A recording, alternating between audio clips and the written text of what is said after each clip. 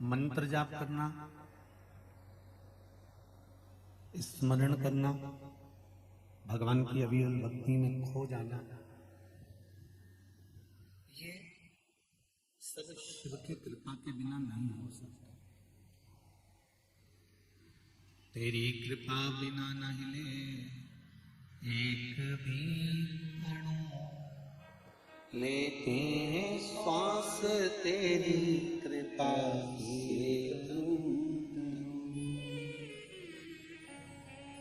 मखान क्या करूं मैं राहों के ढेर का, चपटी भभूत में खजाना कुबेर का। हे गंगाधार मुक्ति द्वार ओमकार तू, ओमकार तू। आयु शरण तिहारी शंभो तार तार तू। ये शिव की कृपा से मिलता है। तेरी कृपा बिना ना हिले एक भी अणु। अगर शिव कृपा ना करे मेरा शंकर, यदि उदारता ना करे मेरा शिव, अगर करुणा ना करे तो संसार का एक मनुष्य श्वास नहीं ले सकता।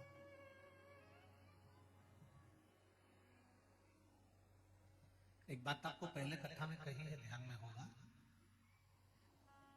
श्वास रूपी शिव आपके शरीर में है तो ये शरीर है, और जिस दिन श्वास रूपी शिव बाहर निकल जाता है तो फिर शरीर नहीं रहता, मात्र शव बन जाता है।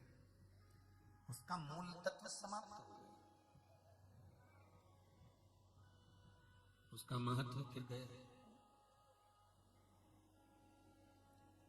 इसलिए 5 कर्मेंद्री, 5 ज्ञानेंद्री और एक मन, और इन इंद्रियों में मूल है ये मन, ये चित्त, ये वृत्ति। आप जितने भी लोग शिव महापुराण की कथा को श्रवण कर रहे हैं, चाहे पंडाल में बैठकर सुन रहे हो, चाहे आस्था चैनल पर, चाहे फेसबुक यूट्यूब पर कथा सुन रहे हो, आपके मन में अगर विश्वास रखकर कथा श्रवण कर रहे हो तो ये निश्चित है कि शिव विश्वास के रूप में आपका कल्याण करेंगे। ये निश्चित है।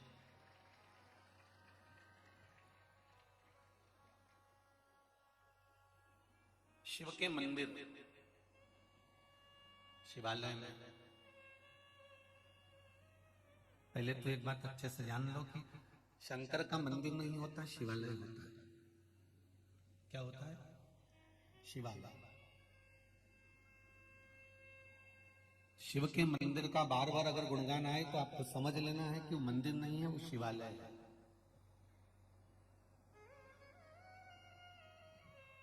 मंदिर और शिवालय में अंतर होता है। मंदिर में जो भगवान बैठते हैं वो साल भर में एक बार डोल 11 पे या कोई उत्सव होता है, उसमें मंदिर से बाहर निकलते हैं। और शिवालय का मतलब यह होता है कि शंकर के उस मंदिर में, शिवालय में जहां पर शिवलिंग है वहां पर शंकर भगवान अगर बैठे हुए हैं, शिवालय बना हुआ है, शिवलिंग रखा हुआ है, तो वहां शिव और पार्वती प्रतिदिन प्रदोष काल में शाम के समय उस शिवालय से निकलकर भ्रमण पर चले जाते हैं। शिवालय और मंदिर में अंतर है।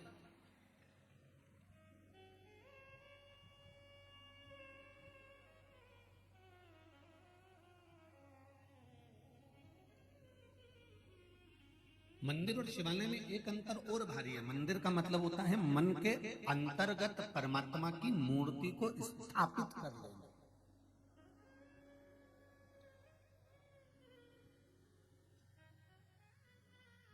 मन के अंतर्गत परमात्मा की मूर्ति को स्थापित कर लेना, ये मंदिर है। और शिवालय का मतलब होता है कि शिव का दर्शन कर कर, उसका स्पर्श कर कर उसमें ही लय हो जाना, उसमें ही मिल जाना, वो शिवालय है कि हम शंकर में लय हो गए, हम शंकर में समाहित हो गए। अब हमारे भीतर ना काम बचा, ना लोभ बचा, ना अहंकार बचा, ना वासना बची, ना तृष्णा बचा, ना कुछ हमारे भीतर है। हम तो शिव के हैं और शिव हमारा है।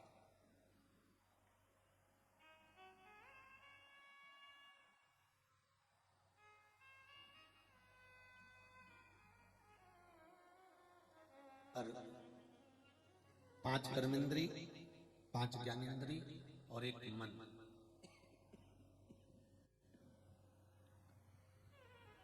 इन 11 इंद्रियों में जो मूल है वो है मन रूपी इंद्रिय। सागर वाले जरा सावधानी से सुनिएगा कथा के स्मरण को कि मन रूपी इंद्रिय अगर एक बार परमात्मा तक पहुंच गई तो बाकी की ये 5 कर्मेंद्रियां हैं, 5 ज्ञानेंद्रियां हैं, ये फिर भटकती नहीं, फिर ये सीधे परमात्मा की ओर।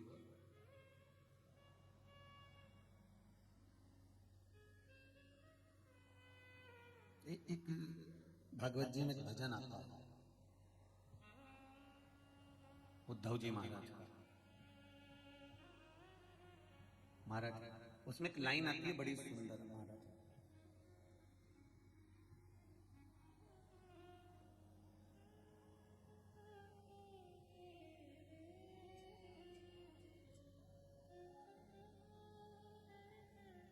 जिनके हृदय में श्याम समाये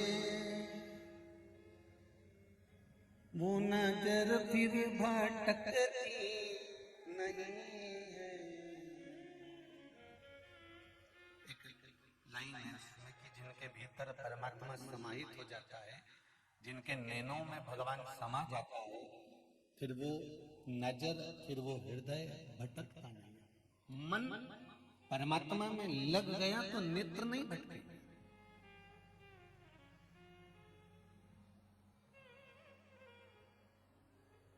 जो असल में है मस्ती में डूबे उन्हें क्या परवाह जिंदगी की।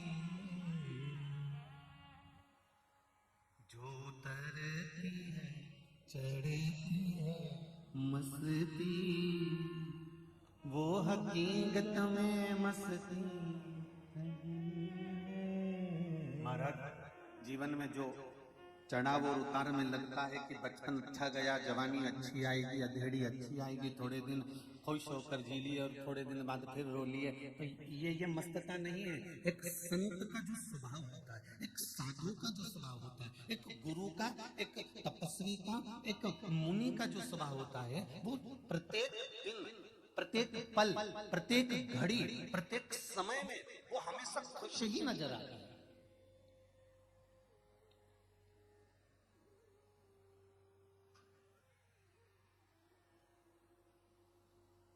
उसमें उसको प्रसन्नता नजर आती है, उसके पास में उसको सुख, बस वो उसका एक सुख है कि मुझे परमात्मा ने जो दिया है वो कम ना दिया है, मुझे जो सुख मिला है वो कम ना मिला है, मुझे जो आनंद मिला है वो कम ना मिला है, जो मिला वो बहुता में मिला है। एक राजा का बगीचा,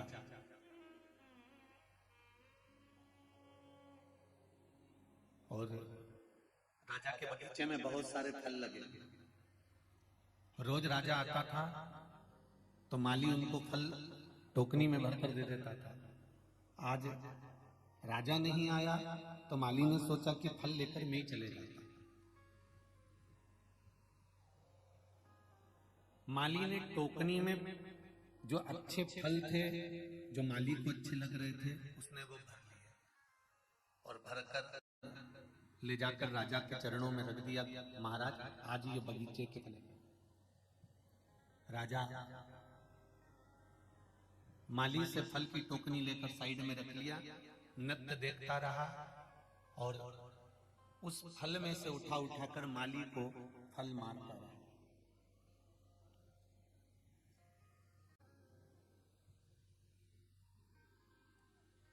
थोड़ी देर बाद राजा माली से पूछा,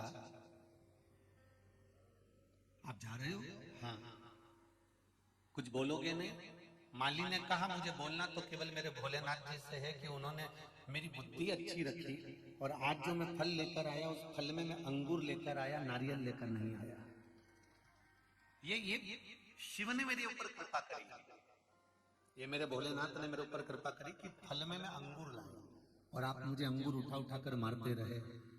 अगर मैं नारियल लेकर आ जाता, श्रीफल लेकर आ जाता, और आप मुझे वो फेंक कर मारते, तो शायद मेरा सिर ही फट जाता। इतने नारियल अगर मुझ पर पड़ते।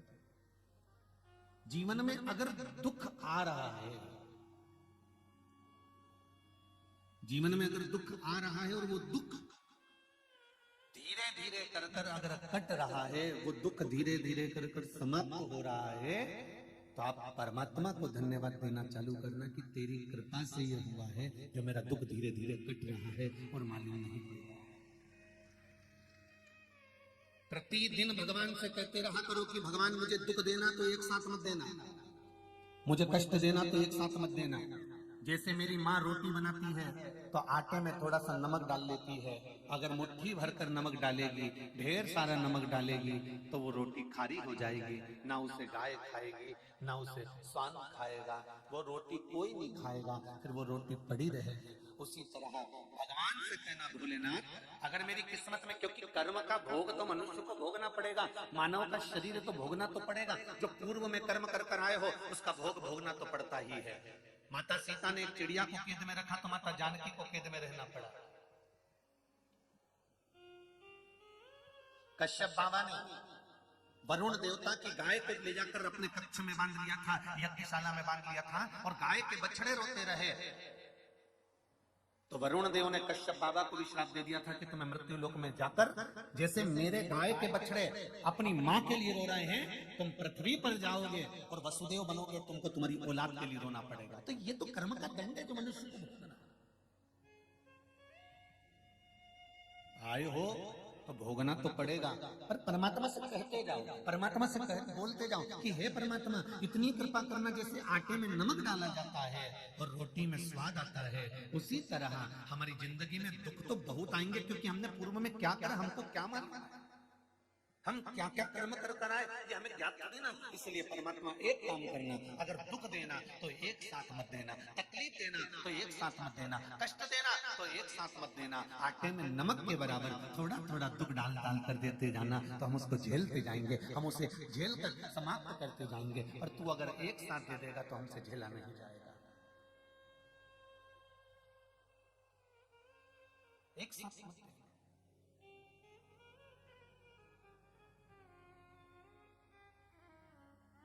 महाराज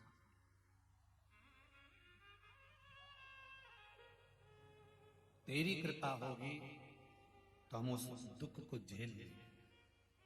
और जितने लोग इस कथा को सुन रहे हैं आस्था चैनल पर, फेसबुक, यूट्यूब पर, और जितने इस पावन 1, 2, 3 और 4 पंडाल में बैठकर आप लोग जो कथा का रसपान ग्रहण कर रहे हैं, बड़े ध्यान से सुनना कि दुख को अगर परमात्मा देता है तो दुख झेलने की सामर्थ्यता भी परमात्मा ही देता है, कोई दूसरा नहीं दे सकता।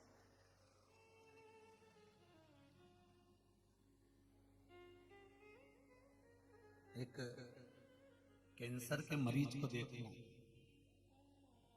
जिसके किडनी, जिसका लीवर खराब हो गया और उसका डायलिसिस चल रहा हो, उसको देखना।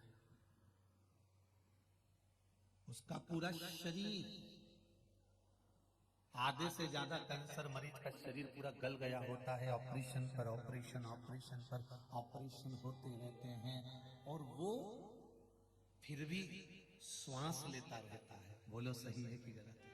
किसी कैंसर के मरीज को देखो, फिर भी श्वास ले रहे हैं। जिसकी लीवर किडनी गड़बड़ हो गई हो, डायलिसिस चल रहा, शरीर बेकार हो गया, पानी भी पिएगा तो नाप कर पिएगा, भोजन भी करेगा तो तोल कर करेगा कि इतना ही खाना है, इससे ज्यादा नहीं, पानी भी पीना है तो इतना पीना है, इससे ज्यादा नहीं, इतना ही भोजन ग्रहण करना है, इतना ही पानी पीना है, ये फल नहीं खाना, ये चीज मत खाना, लौकी की सब्जी खाना बिना उसको बगरे हुए, बड़ी साधारण सी जिंदगी, फिर भी श्वास चल रही है। परमात्मा उसको रोग, तकलीफ, दुख झेलने का बल मेरा बाबा ही दे सकता है। किसी की सामर्थ्यता नहीं हो सकती, किसी की सामर्थ्यता नहीं है। दुख झेलने का बल देगा तो मेरा बाबा देगा। किसी के घर में अगर बेटियों का जन्म हो जाता है, किसी के घर में एक बेटी हो गई, दो बेटी हो गई, तीन बेटी हो गई, चार बेटी हो गई, तो माता पिता को दुख नहीं करना चाहिए कि इनको पढ़ाएगा कौन, इनका पालन कौन करेगा, इनका विद्याध्ययन कौन कराएगा, इनका विवाह कौन कराएगा, इनको पढ़ाएगा कौन, इनको आगे कौन बढ़ाएगा, इनको निभाएगा कौन। अगर तुम्हारे घर में बेटियों का जन्म हुआ है तो एक बात का स्मरण हमेशा रखना कि परमात्मा जिसके घर में बेटी देता है तो उस बाप के भाग्य को भी खोल ही देता है। अगर बेटी का जन्म हुआ है तो पिता के भाग्य को खोल लेता है। तीन के भाग्य का धन हर व्यक्ति को मिलता है। पहला बेटी के भाग्य का, दूसरा गौमाता के भाग्य का, तीसरा संत ब्राह्मण के भाग्य का। अगर बेटी ने जन्म लिया है तो पिता, जब बेटी विवाह के लायक हो जाएगी, जब बेटी का विवाह, मंगल विवाह का समय आ जाएगा, जब बेटी के विवाह का समय आ जाएगा तो ये निश्चित है कि पिता के पास कहीं से भी धन आएगा और बेटी का विवाह सोचा नहीं होगा, उससे दुगना होगा और अच्छा होगा। ये शिव की कृपा होगी। रोते तो हमें, बेटी ने जन्म ले लिया, बेटी ने जन्म ले लिया, क्या होगा और क्या, और मेरा बेटियों से भी निवेदन,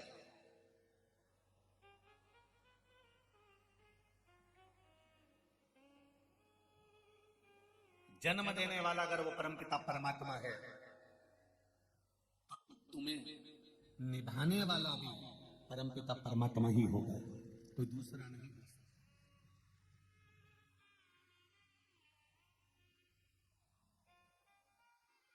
कई बेटियां ऐसी होती हैं जिनको मायके से बड़ा, मेरे मायके वाले हमको नहीं पूछ रहा है, मेरे मायके वाले मुझे नहीं पूछ रहा है, मेरे मायके वाले मुझे नहीं बुला रहे, मेरे मायके से कोई फोन नहीं करता है, मेरे मायके से कोई मुझे लेने नहीं आता है, मेरे मायके में मेरे भैया भाभी हैं वो मुझे पूछते नहीं है, मेरे मायके में मेरे ताऊ चाचा है वो मुझे पूछते नहीं है, मेरे मायके में ऐसा हुआ उन्होंने मुझे पूछा नहीं, मेरे मायके में ये हुआ उसने मुझे बुलाया नहीं, मेरे मायके में वो हुआ उसने मुझे पूछा नहीं, मुझे फोन आया नहीं। मेरी बेटियों से निवेदन है,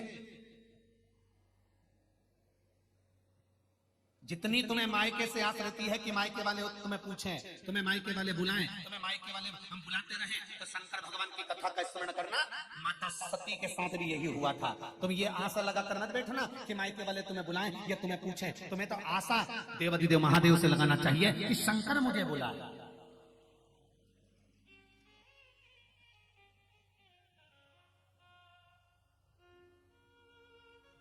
दुनिया वालों से अगर आस लगाओगे तो आस टूटेगी, पर महादेव से आस लगाओगे तो वो जिंदगी में कभी नहीं टूटेगी और महादेव उसको निभाएगा जरूर, ये निश्चित है। आस अगर परमात्मा से लगाई जाए तो वो निभती है, आस अगर संसार से लगाई जाए तो वो टूटती है।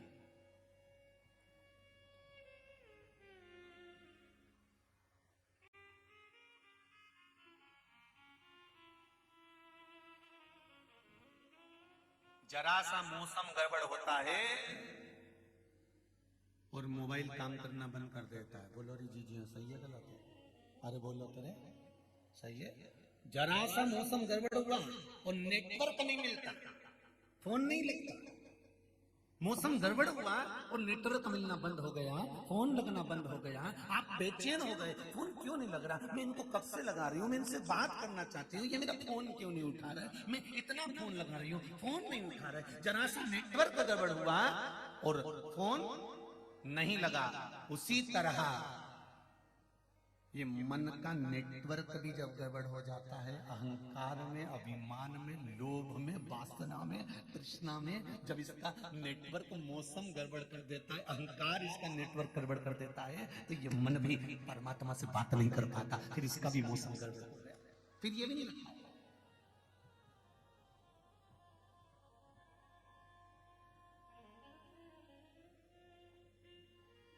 फोन सही नंबर डायल करोगे, सही नंबर डायल करोगे तो सही जगह फोन लगेगा। बोलो सही है?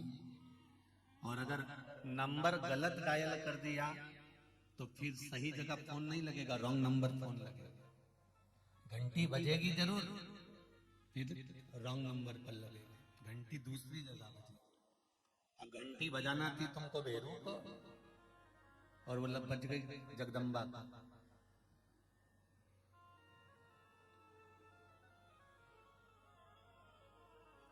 नंबर सही डायल करोगे तो घंटी भी सही जगह बजेगी। उसी तरह मंदिर में जाकर, कथा में जाकर इस मन के नंबर को परमात्मा के नंबर से श्री शिवाय नमस्तुभ्यम जब नंबर सही डायल करोगे तो ये निश्चित है घंटी भी मेरे देवाधिदेव महादेव की वही बजेगी कि मुझे बुला रहा है।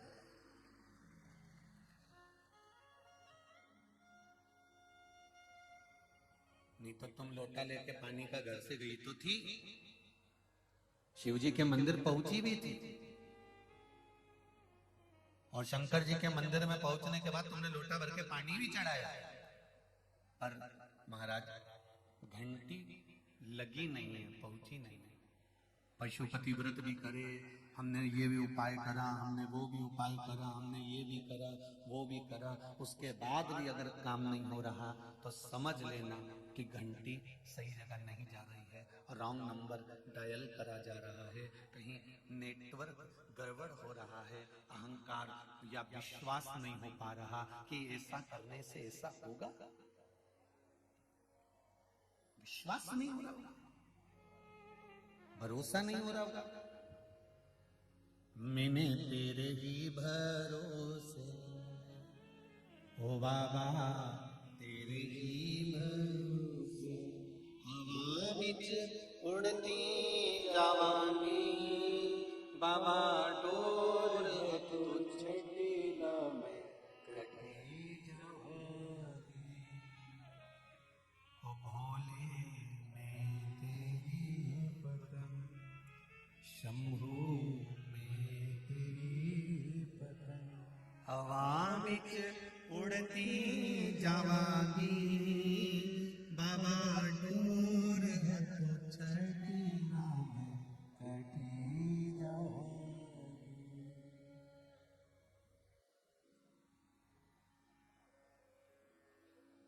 भगवान इस मन के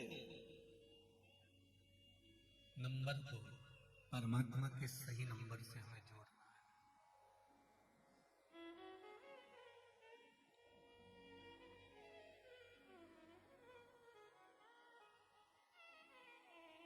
सही नंबर से जोड़ दिया।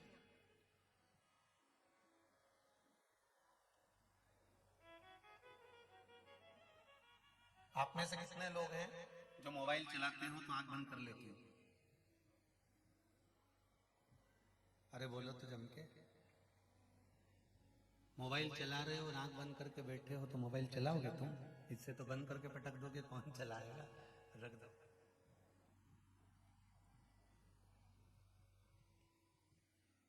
मोबाइल चलाते समय दृष्टि भी जम के बोलो जरा, मोबाइल पर होना चाहिए। एक एक शब्द जो तुम टाइप कर रहे हो ना, मोबाइल पर चैटिंग कर रहे हो, एक एक शब्द पर तुम्हारा ध्यान होना चाहिए कि क्या लिख रहे हो, काका जी कैसे हो। लिखते लिखते एक मात्रा भी, एक शब्द भी गड़बड़ हो गया,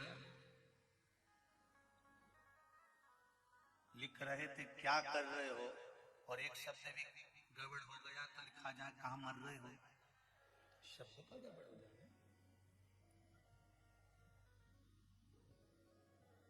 जरा विचार करना, मोबाइल पर चैटिंग करते समय, लिखते समय, देखते समय तुम्हारी दृष्टि, तुम्हारा मन, तुम्हारा चित्त, तुम्हारी वृत्ति उस मोबाइल पर टिकी हुई है। फिर मम्मी आवाज लगा रही है, ले चाय पी ले, आ रहा हूं 2 मिनट बस, आ ही रहा हूं। जब तक तुम्हारा मैसेज पूरा नहीं हो जाता तुम वहां से उठ के जाते ही नहीं। चीटिंग पूरी होना चाहिए।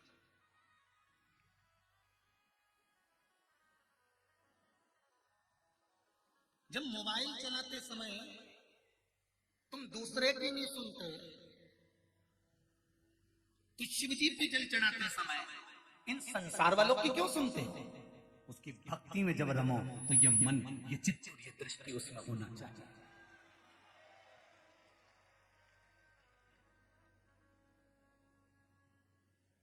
दिल तुमसे लगा बैठे जो होगा देखा जाएगा, तुम्हें अपना बना बैठे जो होगा देखा जाएगा। आज कोरियर द्वारा 2 पत्र आए हैं, पता नहीं, हम पहले भी बोलते हैं कि तुम लोगों को एड्रेस कहाँ से मिल जाता है राम जी। ये पत्र कोई कम पढ़ रहे हैं जो तुम लोग वहां से लिख लिख के भेज दिए, ये कम पढ़ रहे हैं, वो लिफाफे भेज दिए। अच्छा, और ये लिफाफे आ जाए और नहीं पढ़ो ना और सामने रखे रहे तो भी फिर वो कहने में आ जाता है कि हमने पत्र भेजा था, गुरुजी को दिग दी किया तो भी लिफाफा नहीं खोला, इसलिए उसको खोल के पढ़ना पड़ता है। तो अभी कथा चालू होने से पहले उसको यही पढ़ रहे थे कि भेजने वाले ने भेजा। सुनीता राजेश गुप्ता 103 राधानगर इंदौर से ये कुरियर आया है। सुनीता राजेश गुप्ता 103 राधानगर इंदौर। अच्छा, इनको एड्रेस पूरा मिल गया। श्रीमान पंडित प्रदीप मिश्रा, महाशिव पुराण कथा स्थल, पटकुई हरिहर रेस्टोरेंट के पास, सागर मध्य प्रदेश। क्यों केसरवानी जी, तुम बताने गए थे क्या? बताओ।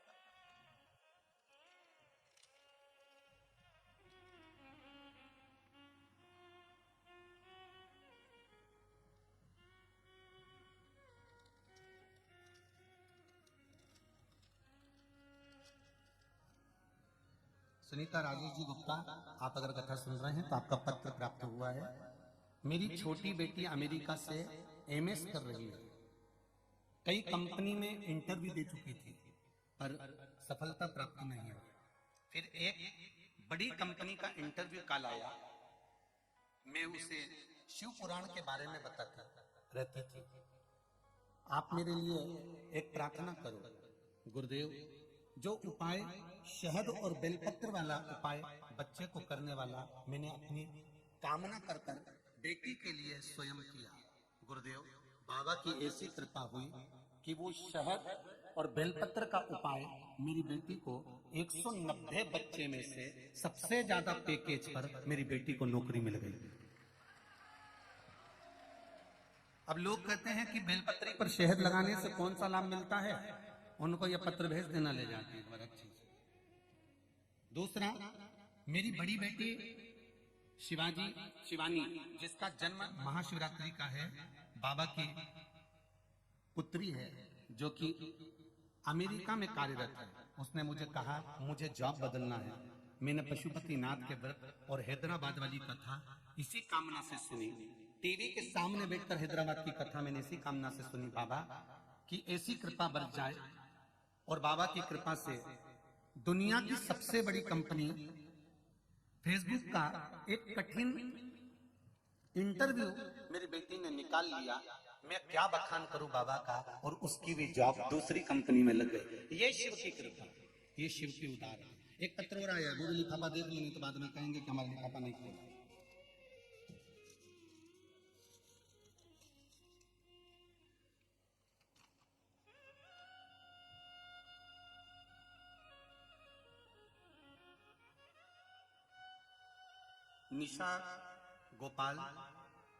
निशा गोयल, दीपक जी गोयल,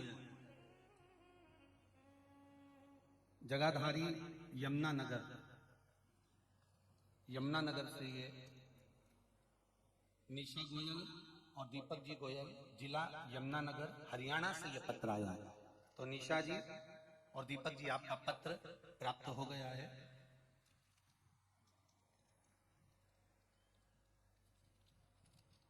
हमने पहली कथा रुद्राक्ष महोत्सव की दिल से सुनी थी, तब से हमने आपसे जुड़ गए थे। गुरुदेव, मेरे पति 12 महीने सोमवार का व्रत करते हैं। उन्हें जब पहली बार व्रत में बेलपत्र चढ़ाने का महत्व मैंने बताया, तभी मेरे पति ने शहद वाला प्रयोग कर कर बेलपत्र का प्रयोग करा और एक सर्विस को जो ढूंढ रहे थे, नौकरी को जो ढूंढ रहे थे, और बाबा की कृपा से उनकी सरकारी नौकरी डाक विभाग में लग गई। ये शिव जी को धन्यवाद देने के लिए पत्र लिखा है। ये सबसे पहला पत्र हम आपको भेज रहे हैं, बाबा की कृपा।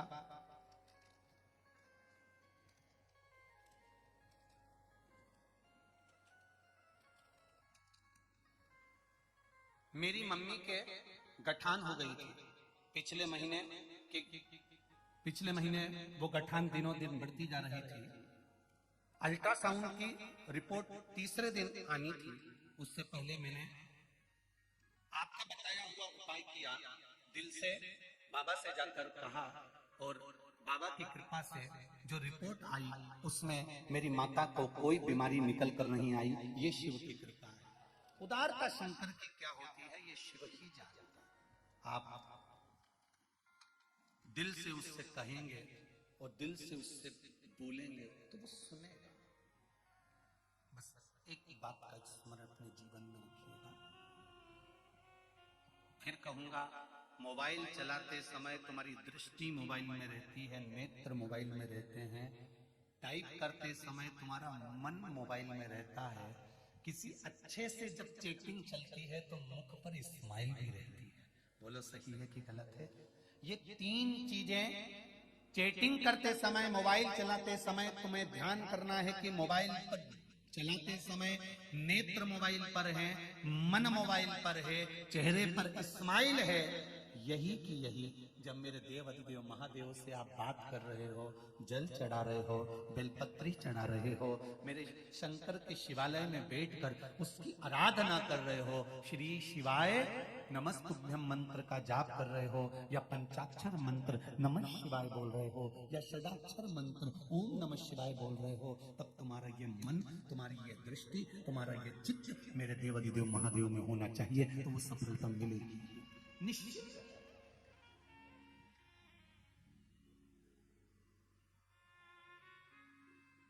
कुछ बोलना चाहते हो? थोड़ी बात में जब कथा आधे घंटे की दिखाई तब हम मौका देंगे, ठीक है? चित्त वृत्ति को मन जोड़,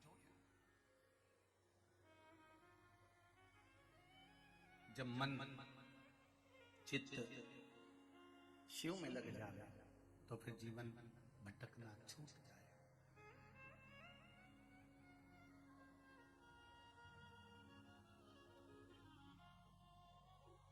जो असल में है मस्ती में डूबे, उन्हें क्या परवाह जिंदगी की।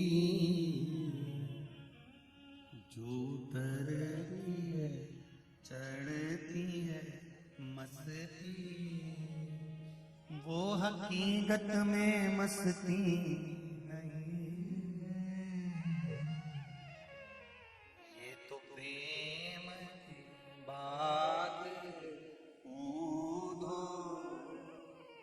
बंद की तेरे बस की।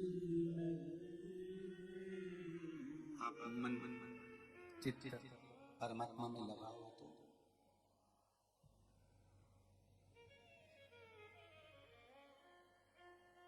मंदिर जाते हो आप लोग, घंटी बजाते हो मंदिर में, बोलते जाओ जरा सागर वाले, ठीक है? काय के लिए बजाते हो? मंदिर में जाकर घंटी क्यों बजाई जाती है? भगवान को बताने के लिए कि आ गए। अच्छा, वारी जियो गजब। परमात्मा को बताने के लिए कि हम आ गए, यही बोला है ना? ठीक है। तुम माता के गर्भ में जब आए थे ना, उस दिन से उसको मालूम है कि तुम आ गए, तो घंटी बजाने की जरूरत परमात्मा को बताने के लिए नहीं है, घंटी की जरूरत अपने लिए है। जैसे घंटी का नाद हो उस समय पर आप सावधान हो जाओ। जैसे स्कूल में घंटी बजती है तो क्या टीचर के लिए बजती है कि प्रिंसिपल के लिए बजती है? घंटी किसके लिए बजती है? बच्चों के लिए, स्टूडेंट के लिए, कि ये घंटी बजी है परेड में खड़े हो जाओ, ये घंटी बजी है प्रार्थना में खड़े हो जाओ, ये घंटी बजी है विज्ञान का सब्जेक्ट का ये क्रम चालू होने वाला है, ये घंटी बजी है मैथ का क्रम चालू होने वाला है, टाइम चालू होने वाला है, आधे आधे घंटे का जो सब्जेक्ट चालू होता है उसके अनुसार घंटी बजती है। एक घंटी बजी, फिर 2 घंटी बजी, फिर 3 घंटी बजी, फिर एक घंटी ऐसी बजती है टन टन टन टन टन, मतलब छुट्टी।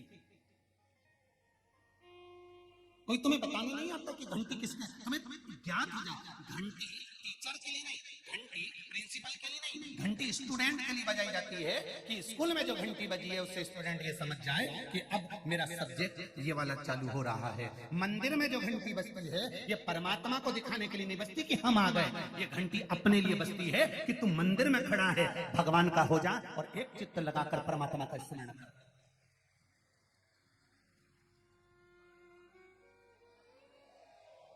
ये घंटी अपने लिए बजी है कि हम परमात्मा के दरवाजे पर आए हैं और परमात्मा में हमारा चित्त लगाना है।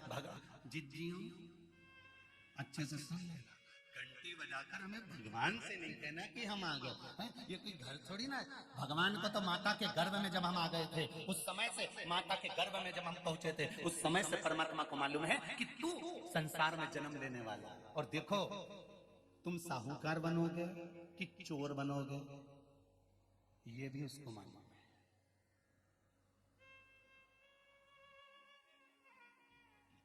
एक चोर साधु के पास पहुंच गए। चोर साधु के पास गया और साधु से जाकर उसने, चोर ने बिल्कुल सही सही कह दिया कि मैं चोर हूं, मेरे पास चोरी का सामान है, बहुत तेज पानी गिर रहा है, मुझे आपके आश्रम में रख लीजिए। संत ने कहा तुम जानते नहीं हो मैं संत हूं और मैं चोर को आश्रय दूंगा, चलो निकलो यहां से बाहर। चोरी का सामान लेकर आ गए और मेरे आश्रम में आ गए, चलो निकलो यहां से बाहर। बरसते हुए पानी में, कड़कड़ाती बिजली में, भयंकर ओलावृष्टि में संत उसका हाथ पकड़कर उसको बाहर निकालने लगा। चोर पांव पड़ने लगा, मानो तो गुरुदेव आप संत हो, मुझे रख लो, मैं चोर हूं। अगर वो चोर कह देता कि मैं चोर नहीं, कोई व्यापारी हूं और मेरे पास व्यापार का सामान है, तो संत रखता कि नहीं रखता, उसको रख लेता ना। और उसने सत्य कहा कि मैं चोर हूं, मेरे पास में चोरी का सामान है।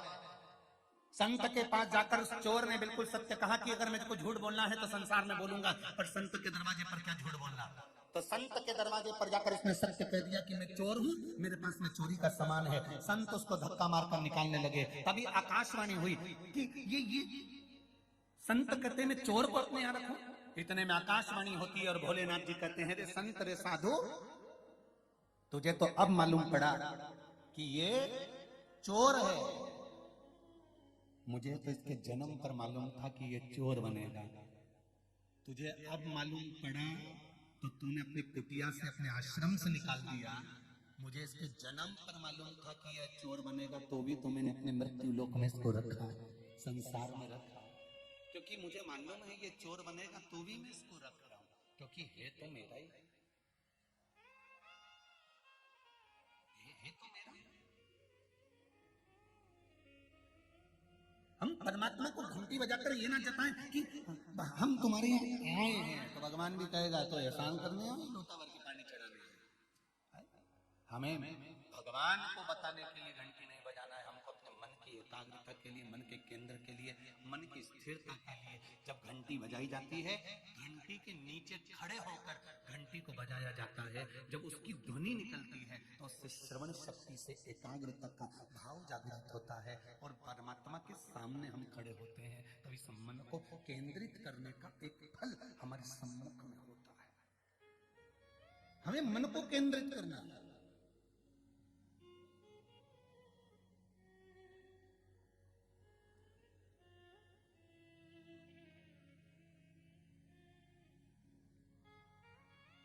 और जब अपना मन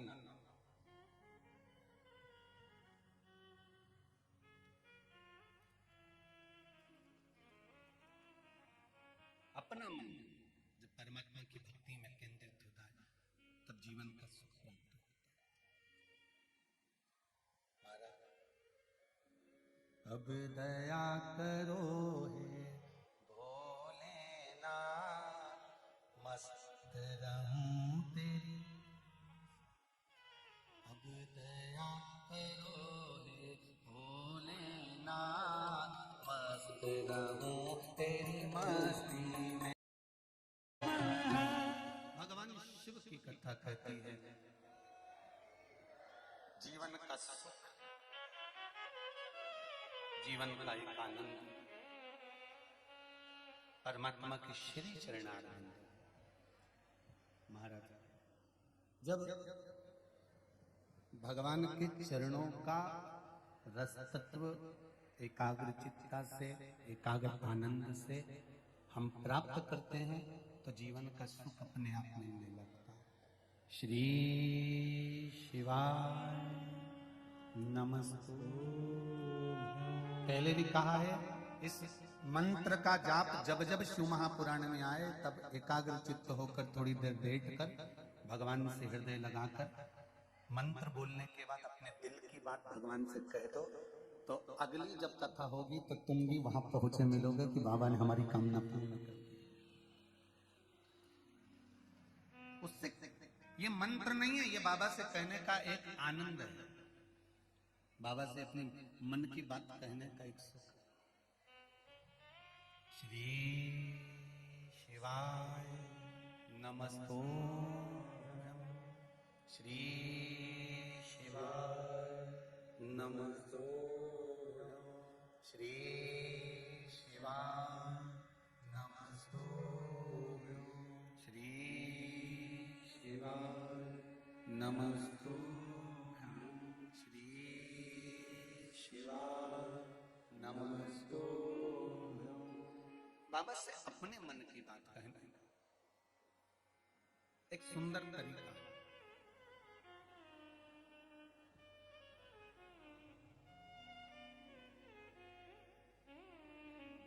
इस मंत्र का बल,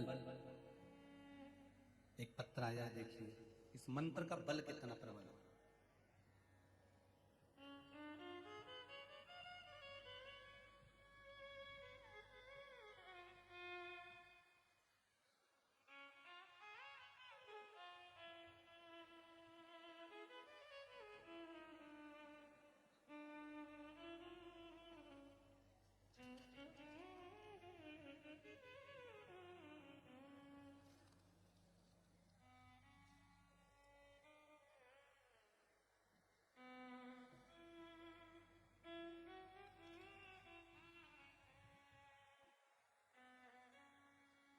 मीरा श्रीवास्तव नहीं, मीरा श्रीवास ग्वालियर से आई है, कहीं बैठे हैं, हाथ हिलाएंगे। हर हर महादेव।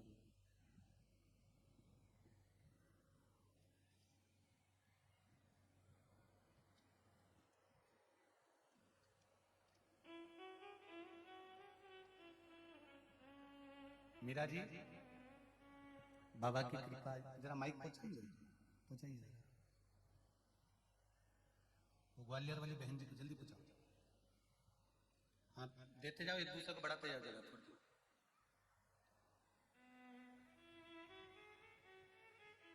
मीरा जी श्रीवास ग्वालियर से हैं। ब्रेन ट्यूमर हो गया था, कुछ ही दिनों में वह इतना बढ़ गया कि मेरे स्कूल के स्टाफ वाले भी मुझ पर हंसते थे।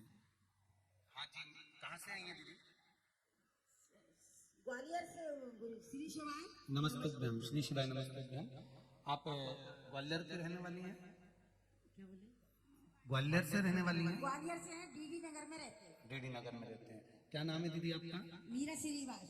मीरा श्रीवास। आपने इसमें लिखा है, सबसे पहले तो अपने पत्र के ऊपर ही लिख दिया, 2 दिन में ब्रेन ट्यूमर का इलाज बाबा के पास। जी गुरुवार। ये शंकर भगवान बड़ी कृपा करे हैं और आपके चेहरे की स्माइल और प्रसन्नता भी बताती है। क्या प्रॉब्लम हो गया था? पता नहीं, यहाँ पे गुरुजी बहुत बड़ा फोड़ा सा हो गया था। जी, तो सब लोग मुझे देख के हंसते थे जी। लेकिन मैंने घर पे आए तो मेरे बेटा बहू बोलने लगे कि श्री शिवाय नमस्तुभ्यं का जाप करो, उससे ही आपको बोले बाबा ठीक कर देंगे। जी। तो बस मैंने श्री शिवाय नमस्तुभ्यं का जाप किया, बस उसी से दिन पे दिन ठीक हो ही गए। अब ठीक है? बिल्कुल बिल्कुल ठीक है, मैं ठोकती रहती हूँ। सिर ठोक के बताओ जरा एक बार। सिर ठोक लिया?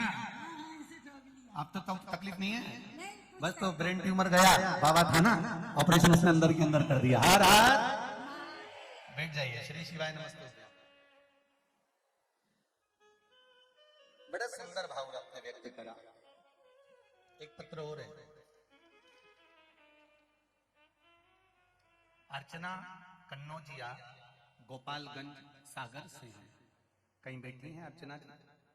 आप ही हैं, दोनों हाथ हिला दो एक बार। हर हर महादेव। शिवपुराण सुनने का अनुभव आपको बताएं तो मेरी बहन ने शिवपुराण कथा की लिंक मोबाइल पर भेजा, फिर टीवी पर आस्था चैनल पर देखना प्रारंभ किया। इसके पहले मैंने 4-5 महीने से बहुत तकलीफ में थी। मुझे बाय और सिस्ट ग्लैब्लेडर में पित्त शाप में स्टोन हो गया था। सोनोग्राफी में मालूम पड़ा बहुत दर्द होता था गुरुजी। करीब 4 से 5 डॉक्टरों को दिखा चुकी थी पर कुछ आराम नहीं लगा था। डॉक्टर्स बोलते थे आराम नहीं लग रहा है तो ऑपरेशन करा लीजिए। इसी बीच में कथा सुनी। लास्ट में एक डॉक्टर को दिखाया और दिखाने के बाद 3 बेलपत्र वाला प्रयोग और बाबा की कृपा से 3 दिन डॉक्टर की दवाई ली और बाबा शंकर भगवान पर 1 लोटा पानी चढ़ाना प्रारंभ किया। बेलपत्र लाकर शिव जी पे चढ़ी हुई खाना प्रारंभ करा। बाबा की कृपा से मेरा स्टोन बाहर निकल गया। अब मैं ठीक हूँ। बैठो बहन। श्री शिवाय नमस्तुभ्यम। हर हर महादेव। बैठे। शिव कृपा इसी को।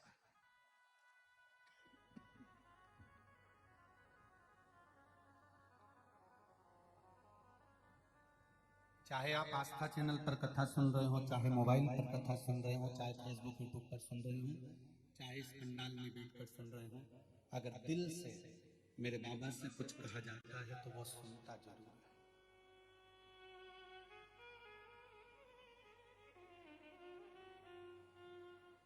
स्कूल की घंटी बच्चों के लिए बजाई जाती है कि समय पर वो ध्यान लगाकर पढ़े। मंदिर की घंटी भक्त के लिए बजाई जाती है। जो घंटी बजा रहा है उसके लिए बजाई जाती है कि आप बाबा पर विश्वास कर उसका स्मरण करें तो जीवन का सुख प्राप्त अवश्य। अकाल मृत्यु वो मरे जो काम करे चंडाल का, काल उसका क्या बिगाड़े जो भक्त हो महाकाल का। जो शिव का उपासक होता है उसको भय नहीं होता।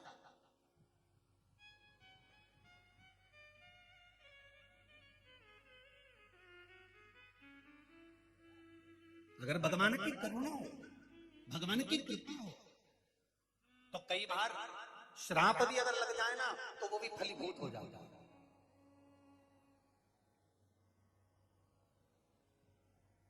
नल और नील को लगा क्या था? श्राप ही तो था।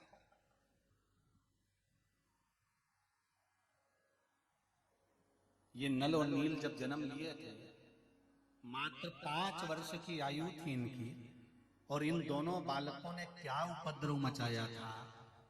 जो संत साधु बैठकर भगवान की सेवा करते थे, ठाकुर जी से लाड लड़ाते थे, शालिग्राम जी की सेवा करते थे, ये नल नील भगवान को उठाकर पानी में फेंक दिया था। अब जरा देखिए, संत जिस आसन पर बैठकर भजन करते थे उस आसन को उठाकर वो पानी में फेंक दिया था।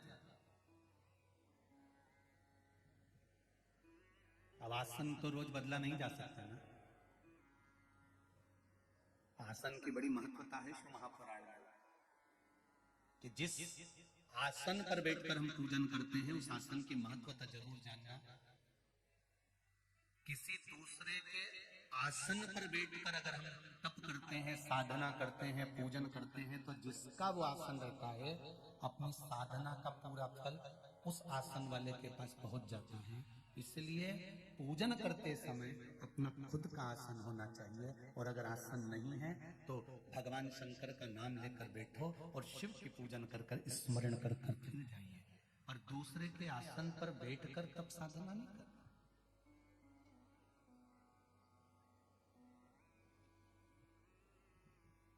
स्वयं का आसन रखिए।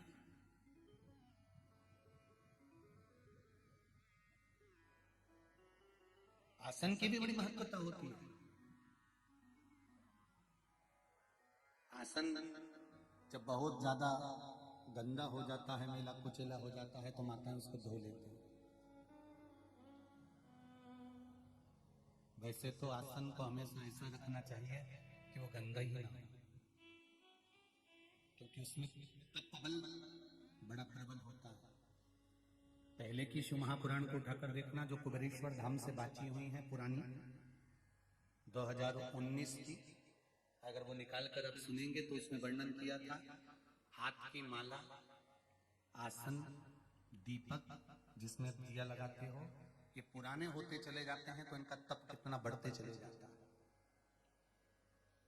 मान लो अगर आसन गंदा भी हो गया और आप उसको धो रहे हो तो वो धुला हुआ पानी वॉशरूम में फेंकना नहीं है, उस पानी को संभाल कर रखकर अपने घर के चारों तरफ उस पानी को या छत पर उसको छींट देना। क्यों? उसमें तुम्हारे पूजन का, साधना का, भजन का तपबल उस आसन में आ जाता है। ये जो संत लोग पहले के समय में जो हाथ में जल लेकर श्राप दे देते थे, ये किस चीज के लिए दे देते थे? क्या कमंडल में जो जल रखा रहता था उस जल में इतना बल बढ़ जाता था कि वो जल लेते से फेंक देते तो श्राप दे देते थे? नहीं, कमंडल के जल में वो बल नहीं होता था, मुनियों के, संतों के, साधुओं के आसन में वो बल होता था। उस पर तप साधना करते थे और तप साधना का जब बल बढ़ जाता था तो जो वस्तु हाथ में जल की लेते थे वो जल जब छींटते थे तो उस जल से श्रापित हो जाता था। ये आसन कोई साधारण होता है कि जब देखो जब बदल लो आसन को? मंदिर का दिया क्या साधारण होता है? जब देखो जब बदल लो मंदिर का दिया। गौमुखी और माला कोई साधारण होती है कि जब देखो जब बदल लिया?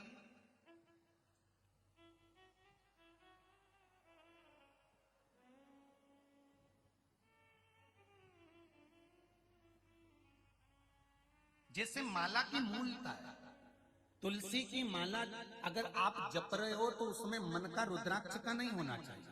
रुद्राक्ष की माला अगर बनी हुई है तो उसमें कोई मन का तुलसी का नहीं होना चाहिए। मोती की माला से अगर आप जाप कर रहे हो तो उसमें पन्ने का मन का नहीं होना चाहिए। अगर शंख की माला से जाप कर रहे हो तो उसमें रुद्राक्ष नहीं होना चाहिए। आप जिस माला से जप कर रहे हो वो माला के सारे मन के एक जैसे होना चाहिए। अगर तुलसी के हैं तो तुलसी के, रुद्राक्ष के हैं तो रुद्राक्ष के, शंख के हैं तो शंख के, मोती के हैं तो मोती के, पन्ना के हैं तो पन्ना के, जिस चीज के भी वो मन के हैं वो मन के एक जैसा होना चाहिए। उसमें अगर मन का बदल गया तो तुम कितनी भी माला जप लो उसका फल प्राप्त नहीं होता।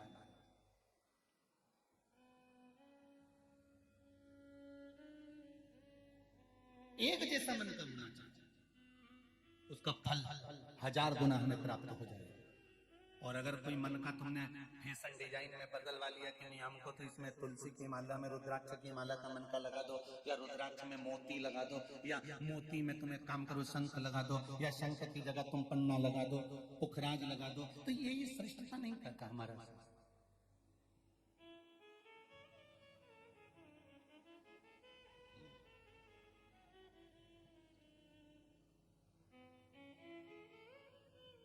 अपने आसन की श्रेष्ठता को महाराज नल और नील क्या करते थे?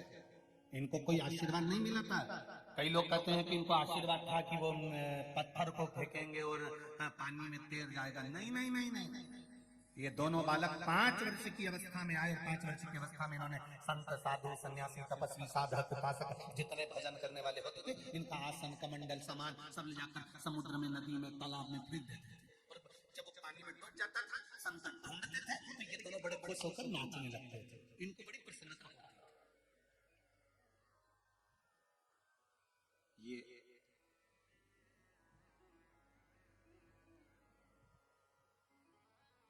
कई बार इनके माता पिता को, अश्विनी कुमारों को बताया गया कि भाई तुम्हारी बच्चे ऐसा कर रहे हैं। अब बच्चों को समझाया अभी पर बच्चे मानने नहीं तो क्या करें? खूब समझाया, खूब कहा।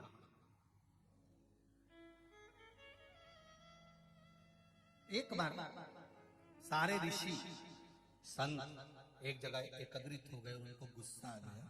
उन्होंने कहा इनका कोई ना कोई उपचार तो करना पड़ेगा, बच्चे हैं माना,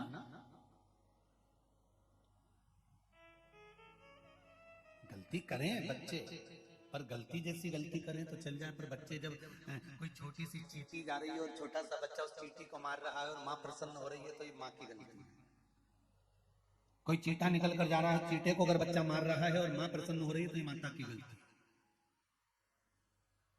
गलत काम करने पर बच्चा अगर छोटा है तो उसको छोटी अवस्था में उसको डांट देना चाहिए, उसको समझा देना चाहिए। बांस अगर गीला है तो उस गीले बांस को नवा देना चाहिए तो नब जाएगा, और अगर बांस सूख गया उसके बाद नवाओगे तो वो टूट जाएगा। उसी तरह यहाँ ऋषियों ने, संतों ने विचार करा कि गजब काम कर रहे हैं, छोटे छोटे बच्चे हैं और सामान ले जाकर नदी में फेंक रहे हैं। इन्होंने श्राप दे दिया, ए नल और नील, हम तुम दोनों को श्राप देते हैं कि तुम कोई भी वस्तु अब पानी में डालोगे तो वो डूबेगी नहीं, वो तैरेगी। इससे क्या फायदा हुआ ऋषियों का? ये आसन फेंक देते थे तो पानी में तैरता रहता था, तो ये पकड़ के ले आते थे। ये मूर्ति, भगवान की मूर्ति पानी में फेंक देते थे तो वो तैरती रहती थी, तो उसको पकड़ के ले आते थे। कोई सामान अगर पानी में फेंक देते थे तो वो उठा कर ले आता था। ऋषियों को ये फायदा हुआ, संतों को ये फायदा हुआ।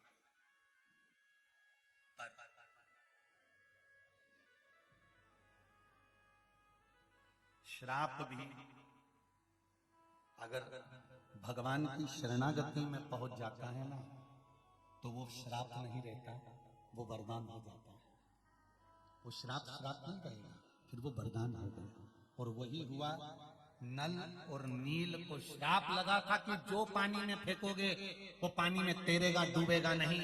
नल और नील श्रापित होने के बाद जब बड़े होकर मेरे राम जी के चरणों में पहुंच गए, और राम जी के चरणों में जब पहुंचे, जिस समय मेरे राघव जी ने रामेश्वर धाम की स्थापना कर दी, स्थापना कर जब आगे बढ़े तो नल और नील दोनों बैठे हुए थे। तब स्वयं शिव की प्रेरणा हो गई कि तुम कहाँ ढूंढ रहे हो? इन दोनों बच्चों को श्राप लगा है, जो फेंकेंगे वो पानी में तैरेगा।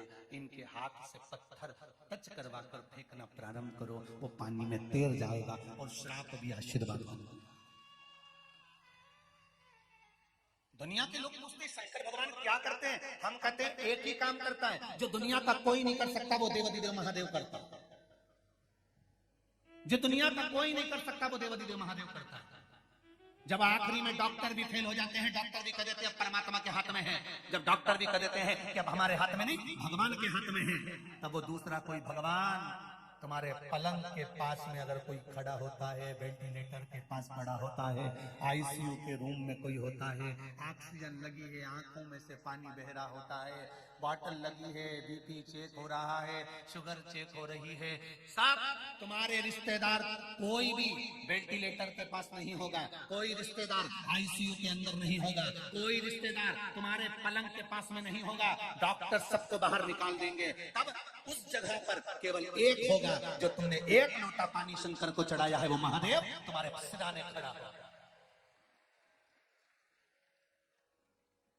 तुमने जिस शिव की आराधना करी है, तुम जिस शंकर के मंदिर जाती हो, शंकर की आराधना करती हो, पशुपति व्रत करती हो, शिव की आराधना में डूबे रहती हो, एक बेलपत्र चढ़ाती हो या चावल का दाना चढ़ाती हो या शंकर पे चढ़ी हुई बेलपत्र उठाकर धोकर फिर चढ़ाती हो, वो शिव तुम्हारे सिराने मिलेगा और तुम्हारा व्हील पावर मजबूत करता रहेगा। क्यों घबराता है?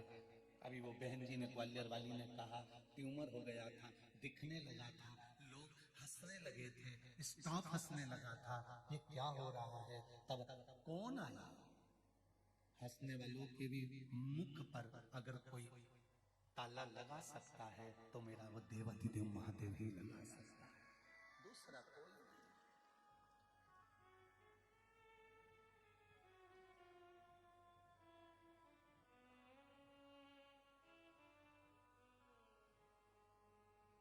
कोई दूसरा नहीं। इसीलिए कहते हैं महाराज उसका स्मरण। हमारे ओम नमः, जम के बोलिए शिवाय, ओम नमः शिवाय।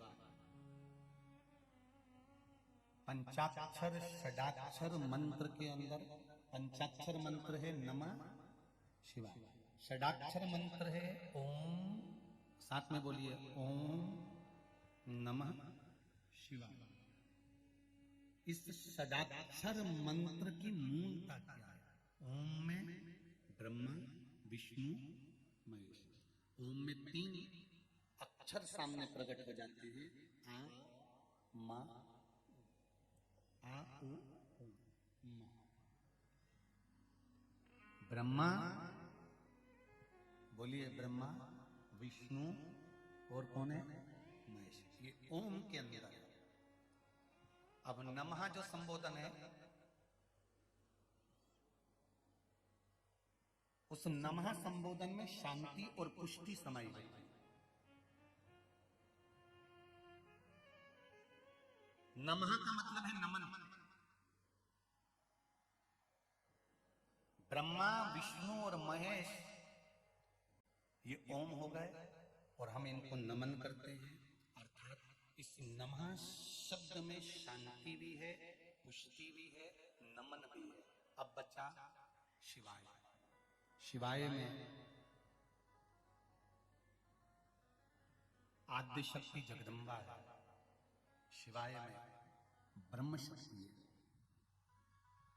शिवाय में 33 कोटि देवताओं की जो उनके वज्र में, उनके त्रिशूल में, उनके चक्र में, उनके शंख में जो जो शक्तियां होती हैं, वो सारी शक्तियां केवल शिवाय शब्द में है।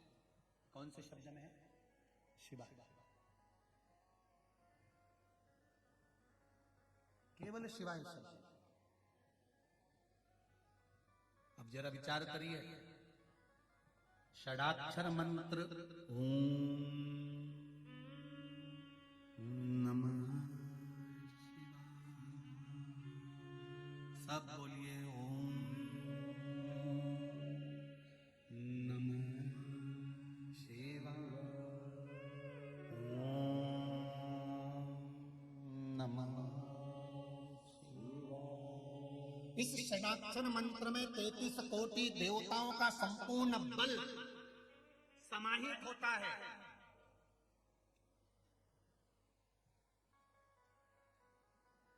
जैसे शंकर भगवान पे चढ़े हुए जल का बल, जब शिवलिंग से जल नीचे उतर कर आता है, जमीन पर आता है, नाली से बाहर निकलने लगता है जल।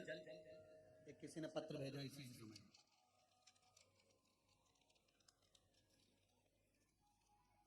ये शिवलिंग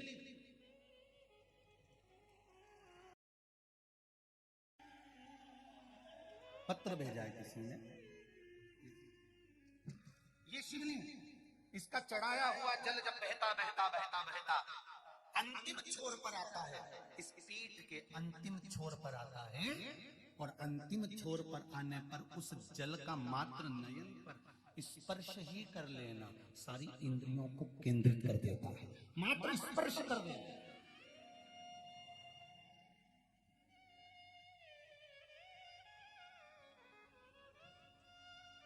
चढ़ाए हुए जल का भाग बहता बहता आया और पीठ पर से अंतिम छोर पर आया, अंतिम छोर, और उसका मात्र स्पर्श मात्र फल प्रदान करता है।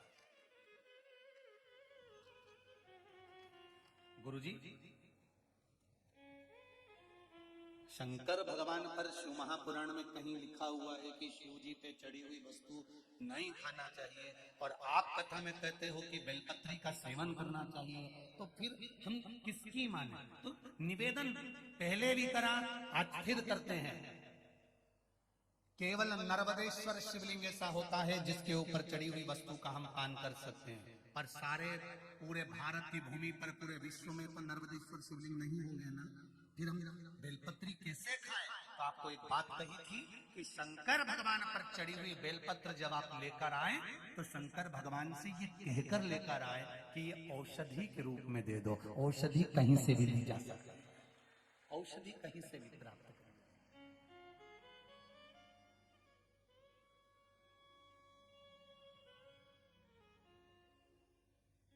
उस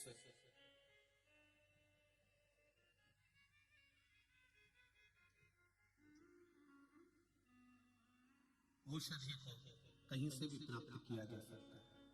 कैसे? जैसे भोजन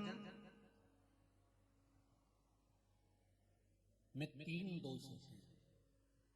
कितने दोष होते हैं? तीन। जिसके घर में पुरानी पुरानी माताएं हैं, बुजुर्ग माताएं हैं, और बुजुर्ग अगर पुरुष है, बूढ़ी बूढ़ी माताएं हैं, तो वो जानती हैं।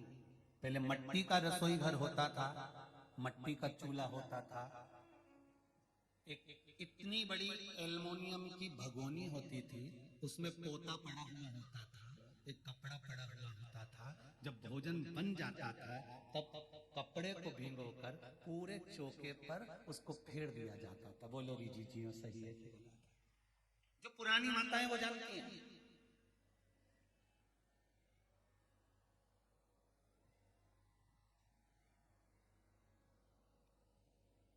क्यों? ये आने वाली पाश्चात्य सभ्यता, आज के जमाने में तो रसोई घर है, रात को ऐसे कैसे बंद कर दिया, झूठे बर्तन ले जाके पटक दिए, बाद बेसिन के अंदर ले जाकर पटक दिए मंझोटा में, और बस दरवाजा बंद किचन का, और किचन का दरवाजा बंद होने के बाद सवेरे से उठ के आई बकासी भरती रही, मुंडा भी नहीं धोया, लाइटर से गैस चालू करा, चाय माय उकाल उकुल के वो लेके जाए। अब कई लोग कहते हैं गुरुजी कि घर में कमाई अच्छी है, पैसा अच्छा है, सब परिवार अच्छा है, सब भाई कमा रहे हैं, सबकी माताएं जानती हैं, सबकी पत्नियां जानती हैं कि हमारा पति कमा रहा है, सबके बच्चे अच्छे हैं, परिवार अच्छा है, धन अच्छा है, गाड़ी बंगला खूब है, फ्लैट अच्छा है, मकान अच्छा है, रिश्तेदार अच्छे हैं, सब कुछ है घर में, पर शांति क्यों नहीं है? उसका एक कारण है, पहले होता था रसोई घर, अब हो गया किचन। किचन का मतलब किच किच घर। रसोई घर और किचन में अंतर है। रसोई घर में रोज भोजन के बाद में पोछा लगता था, या भोजन बनने से पहले सुबह माताएं एक कपड़ा गीला कर कर पोता लगाती थी, उसके बाद में चूल्हा जलाती थी। आज के जमाने में तो बिना नहाए, बिना मुख धोए, भले तुम बिना नहाए तुम अपनी जगह पर हो गए, हो सकता है तुम्हारी नींद ना खुलती हो, लेट खुलती हो, पर जब भी रसोई घर में चाय की हंडी चढ़ाओ, चाहे तुम चाय बनाओ, सबसे पहले अगर गैस चालू कर रहे हो, अग्नि को प्रकट कर रहे हो, रसोई घर में भोजन बना रहे हो, तो पहले उस रसोई घर में भोजन से 3 दोष उत्पन्न होते हैं। उस 3 दोष को मिटाने के लिए पहले एक कपड़ा गीला कर भले पत्थर क्यों ना है उसको पोंछ देना चाहिए, तो 3 दोष समाप्त हो जाते हैं, घर में से क्लेश अशांति समाप्त हो जाता है। भोजन में 3 दोष होते हैं। पहला जाति दोष, दूसरा निमित्त दोष, तीसरा आश्रय दोष। कौन कौन से 3 दोष हैं? पहला जाति दोष, दूसरा निमित्त दोष, और तीसरा आश्रय दोष।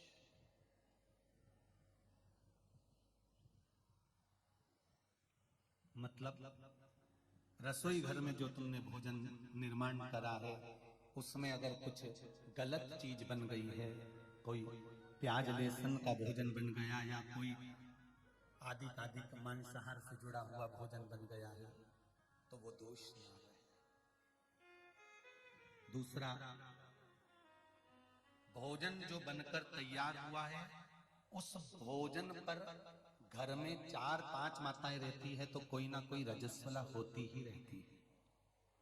किसी ना किसी को रजो धर्म तो रहता है, कोई का कभी रजो धर्म आता है, कोई का कभी रजस्वला धर्म आता है, किसी का कभी रजस्वला धर्म आता है। तो भोजन जो बनकर रखा हुआ है या भोजन बन रहा होता है, उस भोजन पर रजो धर्म धारण करने वाली स्त्री की अगर दृष्टि पड़ रही है, या उसका कोई हाथ लग गया है उस भोजन बनते हुए वस्तु में, तो उसका दोष समाप्त हो जाए। तो दूसरे नंबर पर आता है निमित्त दोष, और तीसरा दोष आता है आश्रय दोष। अपन कहां से चल कर आए और रसोई घर में प्रवेश कर अपन ने भोजन बनाया, अपने पांव की पादुका या अपना चरण में जो रज कहीं बाहर की गलत आकर प्रवेश कर गई है, तो वो दोष ना रहे। इसलिए भोजनशाला में भोजन बनाते समय और भोजन बनाने के बाद अगर तुम सवेरे सवेरे पोछा नहीं लगा सकते, तो रात्रि में जब तुम्हारा भोजन पूर्ण हो जाए, या सवेरे का भोजन जब तुम्हारा पूर्ण हो जाए, उसके बाद में एक कपड़ा लेकर उस भोजन के प्लेटफॉर्म को, उस रसोई घर को एक कपड़े से तुम्हें नोकर उस रसोई घर में जहां अन्नपूर्णा निवास करती है, उस रसोई घर में अगर पूरे परिवार को जैसा लेकर चलना है, अशांति नहीं चाहते हो, भाइयों में क्रोध नहीं चाहते हो, पूरा परिवार प्रेम से रहना चाहता है, तो धन से ज्यादा उस पोछे पर ध्यान देना पड़ेगा कि भोजन होने के बाद एक कपड़ा फेरा जाए।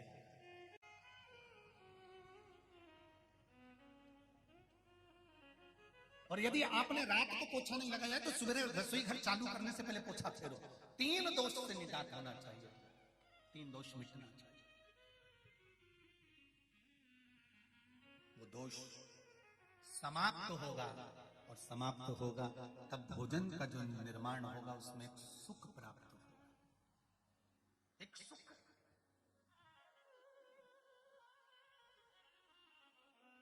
और भोजन बनाते समय आपका चित्त, वृत्ति, मन तीनों भगवान के उस भोजन भाग में होना चाहिए। हिटलर की एक बात याद रख लें, हिटलर की किताब पढ़ना, उसमें मिलेगा आपको हिटलर जिस देश पर आक्रमण करता था, जिस प्रदेश पर आक्रमण करता था, हिटलर जिस देश पर आक्रमण करने वाला होता था, पहले अपने गुप्तचरों को भेजता था, पता कर आओ कि उस देश में जिसमें मैं आक्रमण कर रहा हूं वहां के लोग बैठते हैं तो झुककर बैठते हैं कि तनकर बैठते हैं। हिटलर अपने गुप्तचरों को भेजता था केवल उस देश में देखने के लिए कि झुककर बैठते हैं कि तनकर बैठते हैं, साधारण बैठते हैं कि दीवार से टिक कर बैठते हैं। केवल हिटलर ये पता करता था, और हिटलर के गुप्तचर जाते थे और जिस देश में देखकर आते थे कि वहां के लोग तनकर बैठे हुए हैं, हिटलर उस देश में कभी आक्रमण नहीं करता था। हिटलर उस देश में आक्रमण करता था जहां के लोग जब बैठते हैं तो कंधे को झुका देते हैं, नब जाते हैं या दीवार से टिक जाते हैं। हिटलर समझ जाता था जब इनकी रीढ़ की हड्डी मजबूत नहीं है तो देश भी मजबूत नहीं है, और हिटलर आक्रमण कर देता था।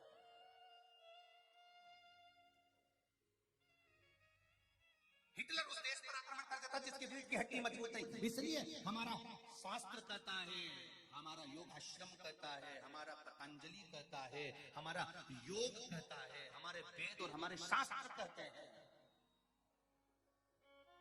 कि शिव की आराधना करते समय, शंकर का भजन करते समय, शिव आराधना में लगते समय, शंकर को जल चढ़ाते समय, शिव का पंचाक्षर मंत्र, षडाक्षर मंत्र या श्री शिवाय नमस्तुभ्यम बोलते समय आपकी चित्त वृत्ति और आपकी रीढ़ की हड्डी एकदम सटीक होना चाहिए। और शंकर से गुणानुवाद करते समय, भगवान का भजन करते समय आपका हृदय उस परमात्मा में रमा होना चाहिए, चित्त रमा।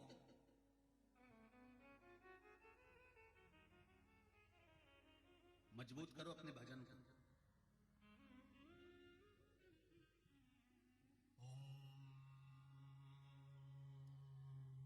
ओम नमः शिवाय, ओम नमः शिवाय, ओम नमः शिवाय।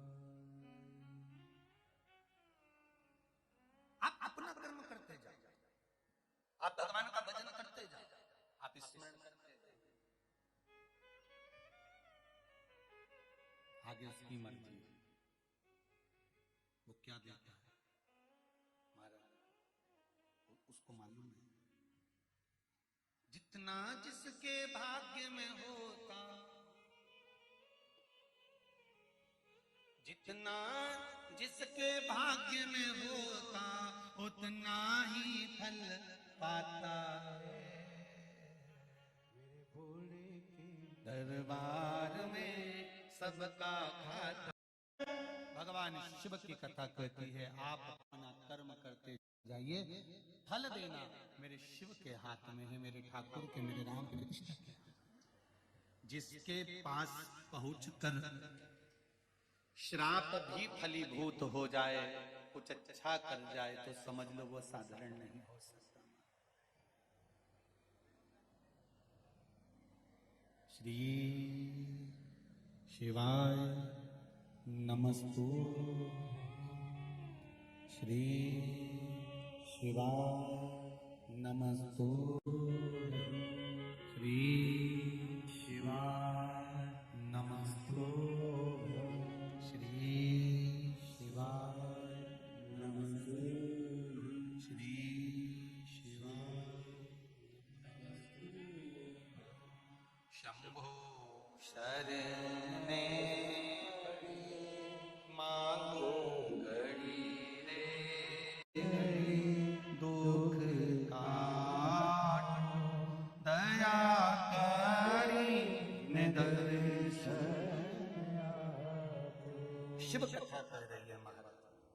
आप चित्त वृत्ति से जो भगवान का भजन करते हो उसका फल अवश्य प्राप्त होता है, ये निश्चित है।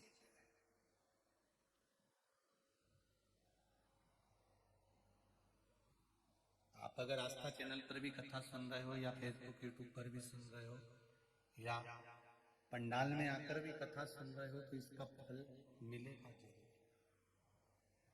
निश्चित है।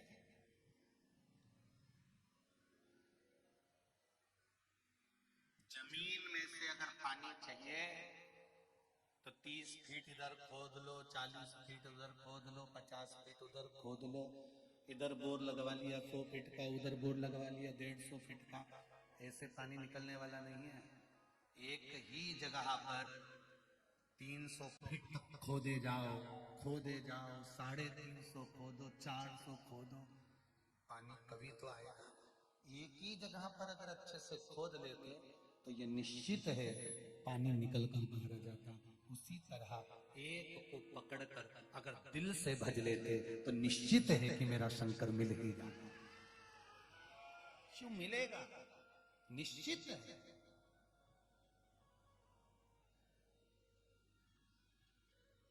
उसको पाना कठिन नहीं है।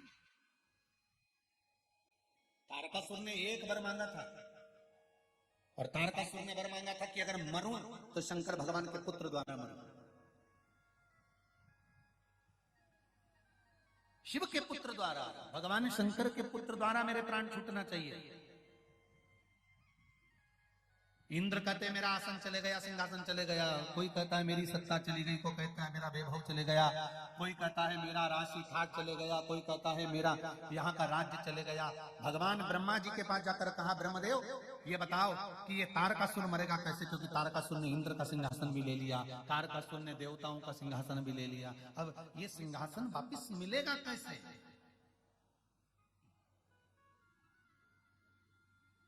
कैसे प्राप्त होगा?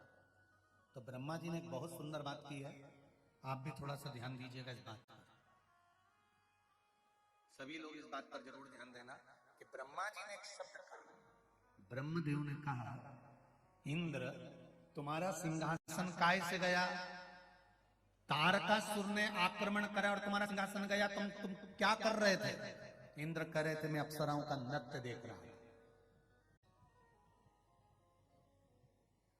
करुण वरुण तुम्हारा सिंहासन गया, तुम क्या कर रहे थे? हम अपने कार्य में मस्त थे। बहुत ध्यान देना महाराज इस विषय पर। भगवान जब तुम्हारा हाथ पकड़े और भगवान तुम्हारा जब हाथ पकड़कर तुमको कीचड़ से बाहर निकाल रहा हो, दुख से बाहर निकाल रहा हो, तुम्हारे को उन्नति की सीढ़ी पर ले जाकर जब छोड़ रहा हो, उस समय पर तुम्हारा अहंकार तुम्हारे सामने नहीं आना चाहिए, तो तुम बाहर निकल जाओगे। और अगर अहंकार आ गया, लोभ आ गया, तृष्णा आ गई तो मुश्किल है। मैयर गए हो दर्शन करने? अच्छा, पैदल चढ़े हो? चढ़ते समय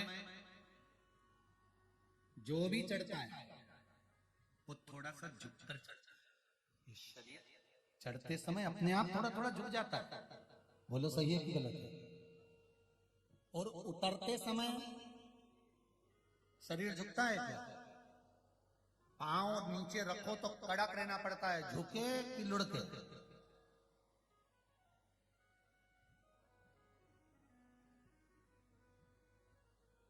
जितना जितना ऊपर चढ़ते जाओगे,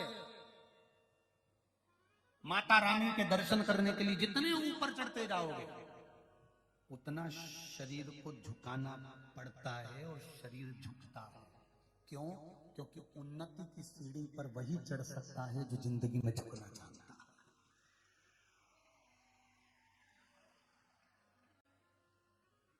आप अगर झुकना सीख गए,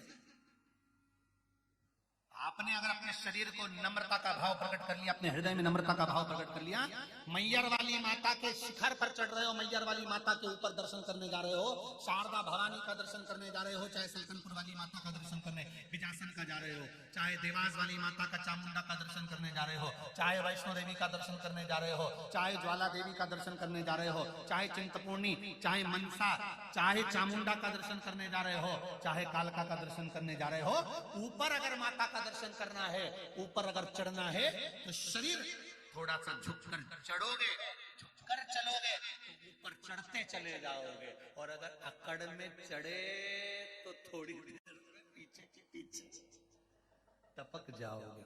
ध्यान रखना, भगवान जब हाथ पकड़े और तुम उन्नति की सीढ़ी पर थोड़ा थोड़ा थोड़ा थोड़ा चढ़ रहे हो, थोड़ा थोड़ा ऊपर की ओर बढ़ रहे हो, तो थोड़ी सी नम्रता, थोड़ा सा शरीर में नम्र भाव, हृदय में कोमल भाव लेकर, क्रोध नहीं, चिड़चिड़ प्रवृत्ति नहीं, आसक्तियां नहीं, थोड़ी सी नम्रता लेकर।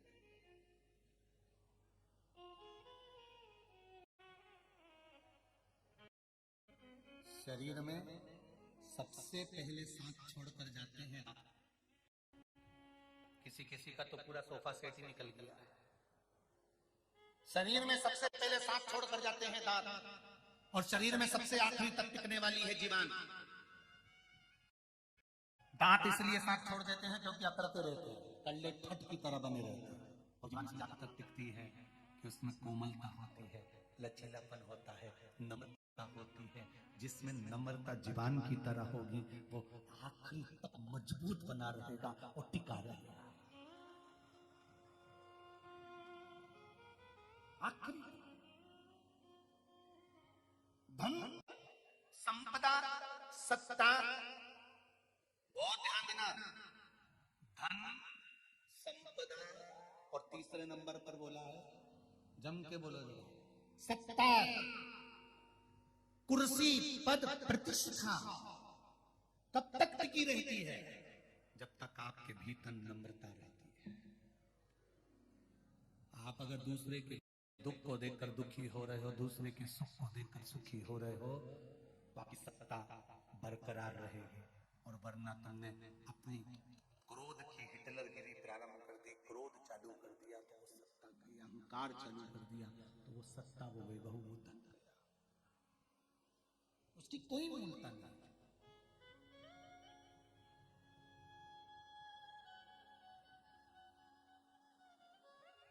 वैभव समाप्त हो गया, उसकी कोई मूलता नहीं। तारकासुर वर मांग रहे हैं, ब्रह्मा जी से वर मांगा तो वर ऐसा मांगा कि शंकर भगवान के पुत्र द्वारा मेरे प्राण छूटे, किसी और से मेरे प्राण ना जाए।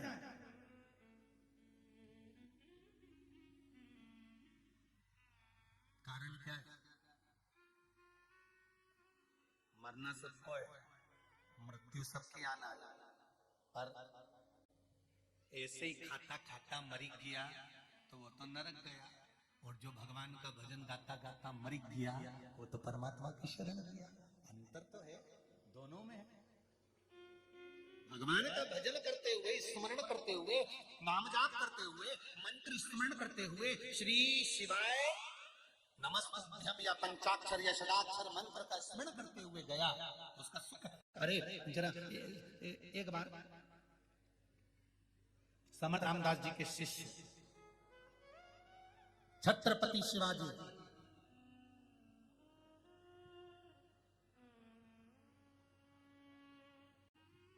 समर्थ रामदास जी के शिष्य छत्रपति शिवाजी, जिनका मुगलों के साथ में युद्ध हो रहा था, और मुगल छत्रपति शिवाजी के सामने टिक नहीं पा रहे थे। क्यों? क्योंकि छत्रपति शिवाजी के गुरु समर्थ रामदास जी, और समर्थ रामदास जी ने जो भक्ति का बल छत्रपति शिवाजी को जो मंत्र का बल दिया था वो कोई साधारण नहीं था।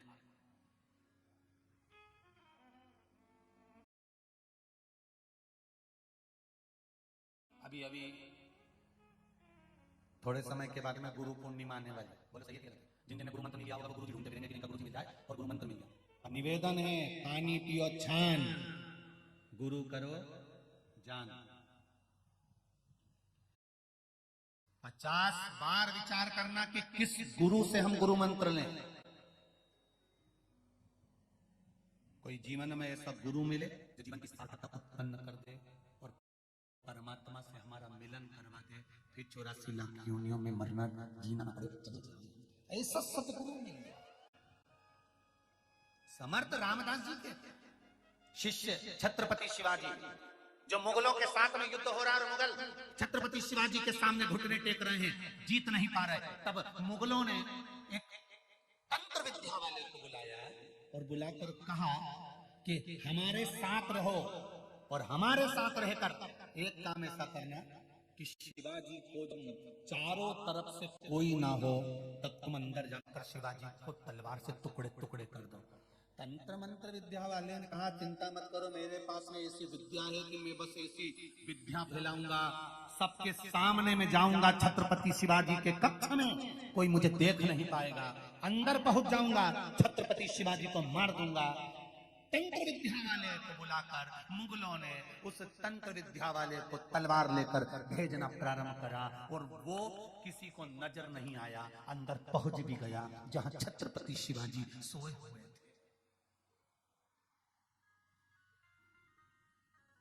जहां छत्रपति शिवाजी सोए हुए वो पहुंच गया। पहुंचकर उसने तलवार निकाली और तलवार निकालकर छत्रपति शिवाजी को मारने के लिए उठाया। इतनी देर में तलवार हाथ से नीचे छूट गई। तलवार नीचे,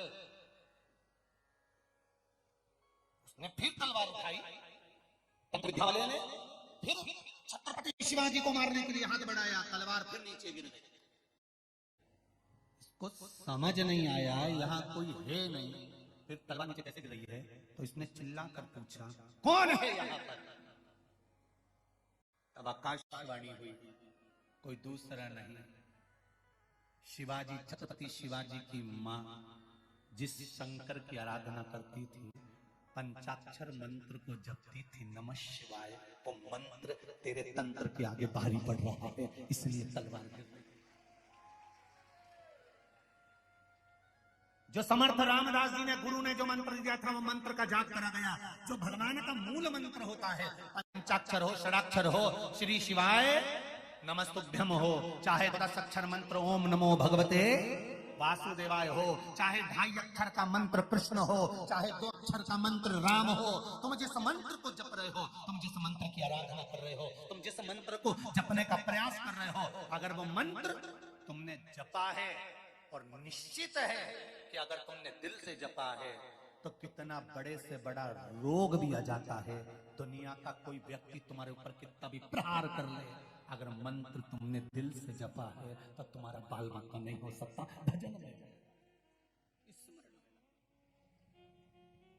तारकासुर जब इंद्र से कहा ब्रह्मा जी ने तुम्हारे राज सिंहासन क्यों गया, क्योंकि तुम अप्सरा का नृत्य देख रहे थे। जब व्यक्ति के पास में कुर्सी आती है, पद आता, सत्ता आती है, वैभव आता, प्रतिष्ठा आती है, जब व्यक्ति अच्छे अच्छे औहदे पर जाने लगता है, बड़े बड़े पद उसको प्राप्त होने लगते हैं, बड़े बड़े औहदे उसको मिलने लगते हैं, उसका अभिमान आने लगता है, कुर्सी का एक अहंकार उसके जीवन में उत्पन्न होने लगता है, औहदे का एक अहंकार उसके भीतर उत्पन्न होने लगता है। फिर वो औहदे का अभिमान जब उसके सामने आता है तो वो किसी को गिनना बंद कर देता है। छोटे छोटे व्यक्ति साधारण व्यक्ति को कौन गिने, हमारे पास ये औहदा, हम ये पद पर है, हमारे पास में ये है, हम ये पद पर है, कौन गिनता किसको।